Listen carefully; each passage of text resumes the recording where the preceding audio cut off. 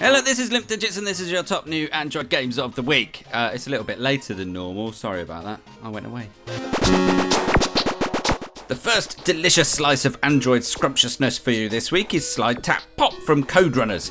It's a very neat reimagining of the old Tetris formula, all presented in a very cute, very retro style. The premise is pretty straightforward. Cubes fall from the top and you can slide each row left and right to get 3 or more of the same colour to line up, and then you can tap them to pop them. It's all in the title, if you think about it. Anyway, the concept isn't all that revolutionary, obviously, but it's more than stylish enough to make up for it, I think. The retro 8-bit style soundtrack, in particular, will have you nodding your head along as you go. The only word of warning is that Code Runners have limited you to 5 goes per day, which is a little bit nuts. You can get around that if you spam people on Facebook or pay to unlock the unlimited version, but it's not a very elegant way of getting people to hand over their cash, Code Runners. I would recommend you forgive them that, though. It is a game that's well worth the $1 it'll cost you to unlock the full thing. Eden to Green comes from INIS, who are in Japan and are more famous actually for making rhythm games for proper big consoles and stuff like that. But here, via publisher Zynga, they've come up with a really quite novel blend of tower defense and card collecting. The first thing to say, though, about Eden to Green is that it's really quite big and complicated, and therefore I couldn't hope to show you much more than I have here, which is the first couple of intro stages. But take my word for it, it actually gets quite involved. Very basically, your lush green planet has been invaded by machines, and it's up to you to collect, mutate, and upgrade a huge range of different plants with which to fend them off. There's actually as much fun to be had managing your collection of weaponized plants, which obviously display themselves as playing card type things, as there is getting stuck into the turn-based strategy action itself. Add to that new content that's being regularly dropped in by the developer, and this is one that could keep you gardening for quite a while. It has me, that's for sure.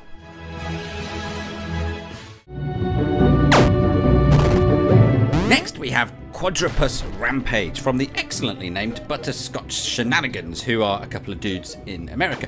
The sheer insanity of this game is more than enough on its own for me to recommend it to you, but I wouldn't do that, of course, unless it was actually dead good, which it is. You're an octopus called Tack, I think, and you have to work your way around lots and lots of retro-style grid patterned levels, taking on a huge variety of different enemies. There's a story behind all of this, but I can't really go into it because it's all a bit too bonkers. As well as the really nicely done slash and run type controls, which do actually work really well, the real joy in the game is unlocking an apparently endless roster of new weapons to use, all of which are completely balmy.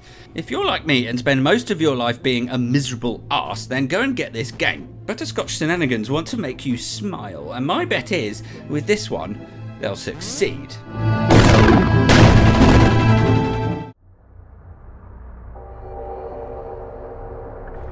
Finally this week we have Hero of Many, a beautiful little effort from Czech developer Trickster Arts.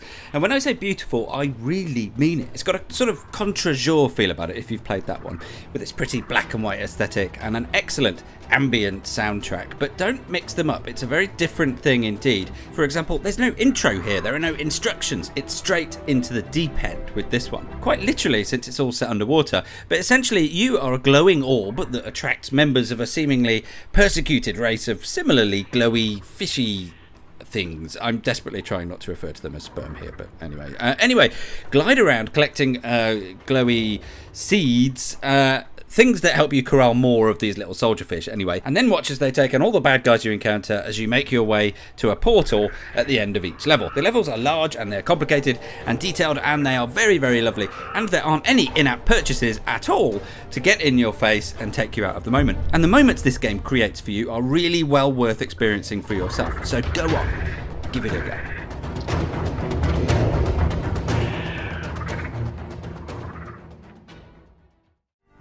That's all for this week's edition of Let's See What's New on Android That Might Be Worth Playing Weekly.